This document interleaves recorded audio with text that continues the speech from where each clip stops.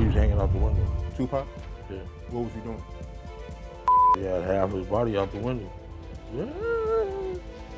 Just, you know, that Bay Area. Tupac Shakur's 1996 murder has haunted hip-hop for decades. Rumors, silence, and unanswered questions. Now, artificial intelligence has re-examined every confession, police report, and hidden contradiction. The results? Terrifying. They suggest Tupac's killing wasn't unsolved, but unprosecuted. Let's break down what the AI uncovered and why justice never came. AI reopens Tupac's case. Tupac Amaru Shakur was pronounced dead on September 13, 1996, after being gunned down in Las Vegas 6 days earlier. The official narrative was straightforward. He was the victim of gang retaliation, triggered by a fistfight in the MGM Grand Lobby with Southside Compton Crip Orlando, Baby Lane Anderson. But nearly 3 decades later, conflicting testimonies, suppressed evidence, and contradictory law enforcement narratives left the murder technically unsolved. What changed everything was the deployment of artificial intelligence into the archives of the case. When investigators fed decades of reports, interviews, and audio into a machine learning system designed for pattern recognition, it produced a chilling conclusion that exposed deeper systemic failures. The AI did not begin with speculation. It ingested raw data, LAPD files, Las Vegas police documents, FBI intelligence reports, courtroom transcripts, interviews, and published memoirs. Most critically, it processed hours of recorded testimony from former gang affiliates, including Dwayne Keffe D. Davis, and reviewed the extensive investigation led by retired LAPD detective Greg Kading. The algorithm's function was simple: detect contradictions, identify corroborations, and weigh the statistical likelihood of competing theories. Its outputs were not opinions. They were probability models built from language clustering and cross-document verification. The earliest element the AI flagged was the MGM Grand altercation. Surveillance footage confirmed Shakur's direct involvement in the assault of Orlando Anderson. Investigators historically treated this as the catalyst for the drive-by shooting that followed hours later. The AI cross-referenced Anderson's documented gang affiliation with reports of prior incidents involving death row medallions and concluded that the likelihood of retaliatory violence that night was extremely high. But this explanation was not sufficient. Too many conflicting testimonies indicated that the shooting was premeditated, not spontaneous. A white Cadillac pulls up alongside of them. Somebody leans out of the back window and opens fire, hits Tupac multiple times, and he ultimately dies 6 days later in the hospital.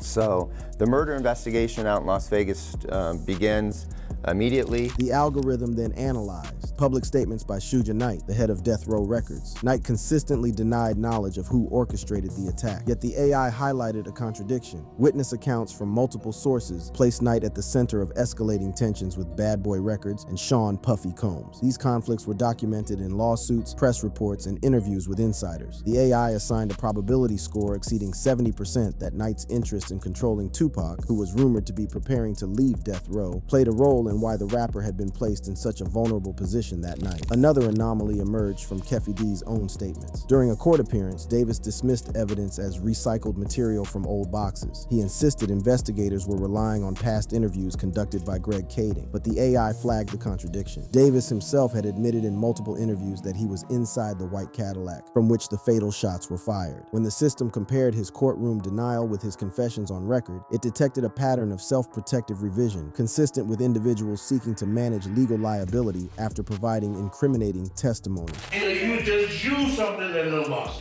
They just use something in the box. From 1996. Detective Greg Kading's investigation, resurrected in the mid-2000s as part of a $400 million civil lawsuit against the LAPD, became central to the AI's conclusions. Kading pursued a strategy of cornering Davis by leveraging narcotics charges against him. The outcome was a detailed confession. Davis described being in the Cadillac with Orlando Anderson, DeAndre Smith, and Terrence Brown. He stated Anderson fired the fatal shots at Shakur. This confession had long been dismissed in court as unusable due to the legal protections of a proffer agreement, but the AI's analysis treated it differently. It weighed the consistency of Davis's details across separate interviews, podcasts, and televised accounts. By measuring linguistic similarity and corroboration with police reports, the AI concluded with near certainty that Davis's recounting of events matched independent evidence of the crime scene. Equally significant was the AI's cross-analysis of the Biggie Smalls homicide just 6 months later. Both murders displayed structural similarities. High-profile rap figures targeted in public, killed by shooters shooters in dark vehicles, and surrounded by witnesses unwilling to cooperate. The AI flagged the probability that both crimes were interlinked by the same network of gang affiliations and industry power struggles. Kading had long asserted this connection in his book Murder Rap, later adapted into a Netflix series. The AI went further. By clustering statements from Davis, Russell Poole's theories of police corruption, and Las Vegas PD files, it generated a probability model suggesting both murders were not isolated events, but consequences of a coordinated conflict spanning Compton street gangs, music executives, and corrupted law enforcement networks. One of the AI's most startling insights concerned the rumor of financial transactions. Davis alleged that Combs had expressed willingness to pay for protection against Suge Knight and Death Row's aggression. While historically unproven in court, the AI highlighted how consistent this claim was across interviews, FBI intelligence summaries, and Davis's own later retellings. The system did not confirm that Combs ordered a hit, but it ranked the plausibility of financial incentive playing a role in the orchestration of violence as statistically significant. The terrifying implication was that commercial rivalries in the music industry could escalate into contract killings, shielded by systemic corruption. Cops don't really make any real headway because people aren't cooperating. So, as a result of that fight that took place between Tupac and Baby Lane, Suge Knight gets himself involved in that melee and gets sent back to prison on a probation violation. The AI's language analysis also illuminated how narratives were manipulated in real time. After the shooting, Suge Knight portrayed himself as a victim caught in crossfire, while Anderson denied involvement. Yet neighborhood-level chatter in Compton, documented in affidavits and interviews, consistently identified Anderson as the shooter. Davis himself admitted as much in post-2000 interviews, recalling how Anderson took the gun after another passenger declined. The AI flagged this as a near-perfect convergence of witness accounts, suggesting the mystery of who pulled the trigger had been artificially prolonged by deliberate obfuscation from institutions unwilling to prosecute. The probability scores converged on a central conclusion. Tupac Shakur's murder was not unsolved. It was unprosecuted. As Greg Kading later summarized, investigators knew what happened but could not bring it to trial because the credibility of gang-affiliated witnesses would collapse under legal scrutiny. The AI confirmed this, showing how truth and justice diverged, not because the facts were missing, but because the institutional thresholds for admissible evidence prevented resolution. Still, the most chilling insight the AI revealed was not about Orlando Anderson, Keffe D, or even Suge Knight. It was about the structural machinery that allowed such murders to happen and remain unresolved. The system identified dozens of suppressed or ignored leads involving off-duty LAPD officers, conflicts of interest, and ties between death row record security and law enforcement. While Russell Poole had pursued this theory until his resignation, it was dismissed as inconclusive. The AI, however, weighted Poole's findings alongside later corroborations, concluding that corruption and negligence within law enforcement likely played a decisive role in why the case stagnated for decades. What began as a straightforward gang retaliation case transformed under algorithmic scrutiny into a portrait of systemic failure, music executives leveraging street gangs, gang members executing retaliatory violence, and police institutions incapable or unwilling to deliver justice. And with every detail processed and every contradiction exposed, the AI's results carried one terrifying implication. Tupac's murder was never meant to be solved in court. It was meant to be buried in layers of confusion, protected by a system that thrived on silence. Keffe D and Biggie connections. The AI's second phase of analysis focused on contradictions embedded in years of testimony. Every confession, denial, and rumor was measured for internal consistency. When placed into cross-comparison, the algorithm revealed how entire narratives were built on fragile scaffolding designed to shield powerful figures. The process did not generate speculation. It output probability hierarchies, assigning weight to each account based on corroboration with independent sources. The starting point was the confession of Dwayne Keffe D. Davis. During an interrogation, Davis admitted he was in the Cadillac the night of Shakur's killing and identified his nephew, Orlando Anderson, as the trigger man. They're going to go and retaliate at the club where they know that Tupac and Suge are going to be, and they go over to the club to hunt down Tupac.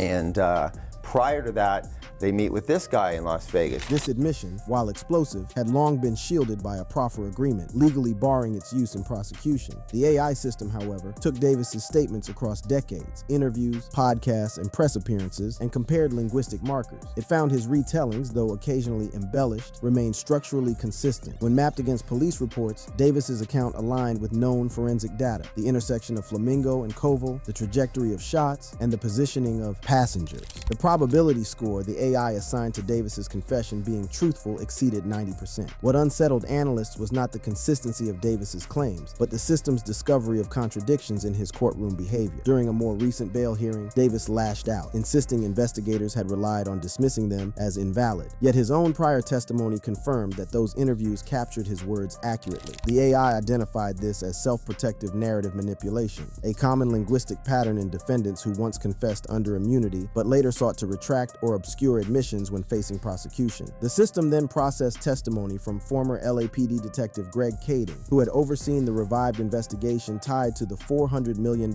Wallace estate lawsuit. In his recounting, Kading described leveraging drug charges against Davis to secure his cooperation. These bosses should not be allowed. They've been at his house for 15 years, and he's doing interviews, going in the boxes. The AI highlighted how this method, while legally fragile, generated granular detail unavailable anywhere else. Davis described how Orlando Anderson accepted the gun after another passenger declined. He even specified how the Cadillac made a U-turn after fans shouted Tupac's name, placing the vehicle in proximity to Shakur's BMW. These micro details aligned with physical evidence and eyewitness accounts. Yet the AI's most unsettling discovery came when it mapped the consequences of this confession against the legal inaction that followed. Despite Davis's repeated admissions in public interviews, including appearances on BET and Vlad TV, Las Vegas police declined to prosecute for decades. The AI flagged this as an institutional anomaly. In standard homicide cases, such a pattern of confession would generate indictments, regardless of witness credibility. The probability model suggested systemic reluctance driven by reputational risk and potential exposure of deeper law enforcement connections. The system then shifted focus to the murder of Christopher Wallace, known as Biggie Smalls or the Notorious Big, 6 months after Tupac. Kading detailed how Biggie was killed outside the Peterson Automotive Museum by a gunman in a dark Impala. The AI noted the structural symmetry. Both victims were world-famous rap artists, both were shot in drive-by ambushes, and both killings took place after escalating East-West rivalries. Probability modeling determined that these similarities exceeded coincidence. Instead, they suggested retaliatory orchestration across rival factions. Russell Poole, another LAPD detective, had previously theorized that rogue officers moonlighting for death row records were complicit in Wallace's death. His investigation linked disgraced officer David Mack, who drove a black Impala identical to the suspect vehicle, and Amir Muhammad, identified by an informant as a potential shooter. Poole's theory collapsed under scrutiny and institutional resistance, but when the AI reprocessed his findings alongside Kading's later work, it did not discard Poole's conclusions outright. Instead, it assigned a 40-60% plausibility range, not conclusive, but higher than the LAPD ever acknowledged. The implication was damning. Systemic reluctance to pursue leads involving police corruption may have buried key evidence. The AI also analyzed the testimony of Teresa Swan, Suge Knight's girlfriend and co-conspirator in multiple fraud schemes. According to Kading, she confessed that Knight ordered Wallace's murder from prison, arranging for a Compton gang member known as Poochie to carry out the hit for $25,000. She ultimately breaks down, confesses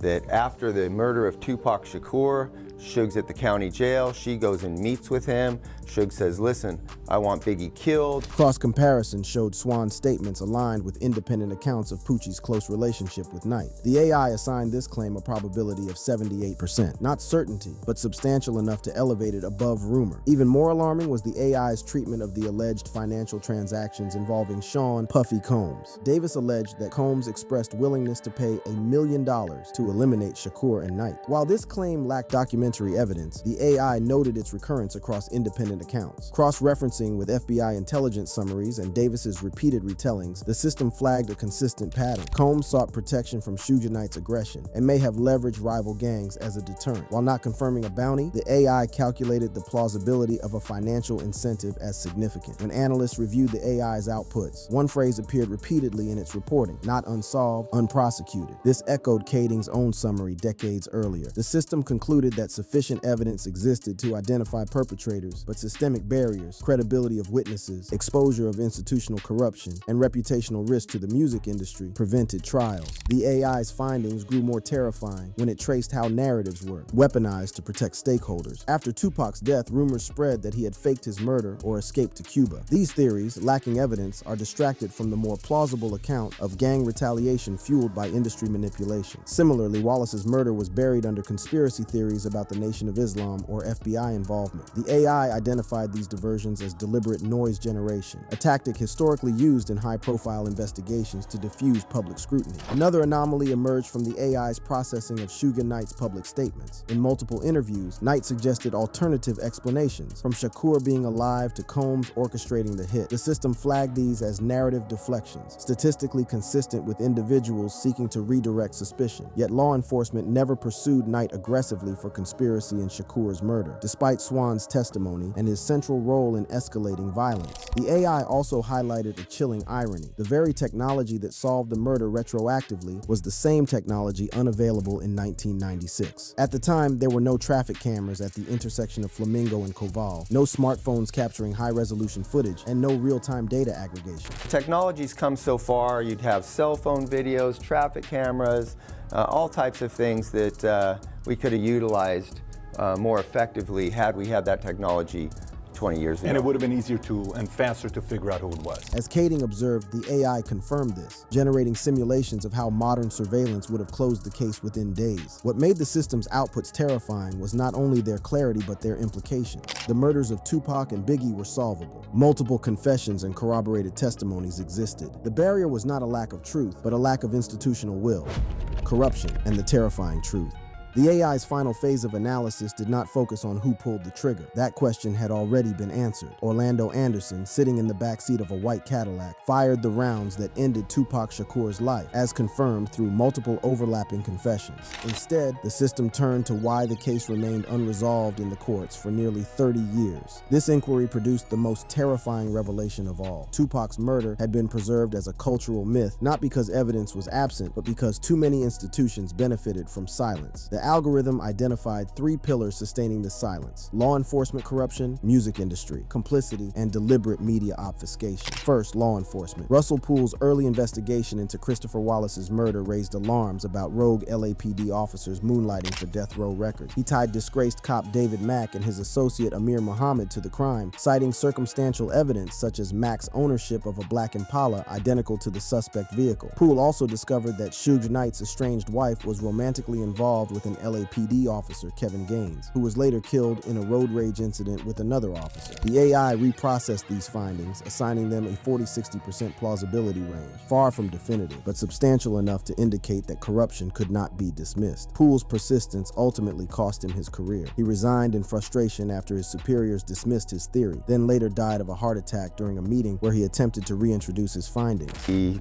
basically just collapse and dies right there at the table. It's purely a conspiracy when people try to connect it with any other events. The AI flagged this as a pivotal moment when institutional resistance to corruption probes effectively closed off a path to justice. Second, the music industry. Tupac Shakur was more than an artist. He was a multi-million-dollar brand whose future earnings depended on his affiliation with Death Row Records. Yet evidence indicated he was preparing to exit the label, threatening Suge Knight's empire. Greg Kading's investigation revealed that Knight leveraged his girlfriend, Teresa Swan, to arrange Wallace's murder from prison. The AI analyzed Swan's testimony alongside financial data and corroborations from Reggie Wright, Death Row's head of security, concluding that Knight's business interests created a direct motive for violence. Equally disturbing were the allegations surrounding Sean "Puffy" Combs. Davis claimed Combs expressed a willingness to pay $1 million to eliminate Shakur and Knight. Though never substantiated in court, the AI flagged this claim's recurrence across independent interviews as statistically significant. It did not confirm that Combs ordered a hit, but it suggested financial incentives may have influenced the chain of events leading to Shakur's death. The implication was stark. The most powerful figures in hip-hop may have leveraged gang rivalries as tools of survival and competition, blurring the line between music and organized crime. Third, media obfuscation. After Shakur's death, conspiracy theories proliferated. He was alive in Cuba. He had staged his own murder, or government agencies were involved. The AI identified these narratives as noise generation, a strategy historically deployed to distract public attention from uncomfortable truths. Similarly, Wallace's murder was clouded by theories involving the Nation of Islam or shadowy federal plots. By cross-referencing the timeline of media coverage with law enforcement leaks, the AI concluded that these diversions served to fragment public focus, ensuring no single narrative gained enough traction to demand accountability. But the AI's most terrifying revelation was systemic. These were not isolated failures, but interconnected mechanisms of silence. Police corruption shielded suspects. Music executives manipulated rivalries for profit. Media platforms amplified amplified distractions. Together, they created an environment where truth was known, but justice was impossible. The system's outputs also illuminated how violence had been normalized within the industry. Suge Knight's reputation as a manipulator was well documented. He's a tremendous manipulator.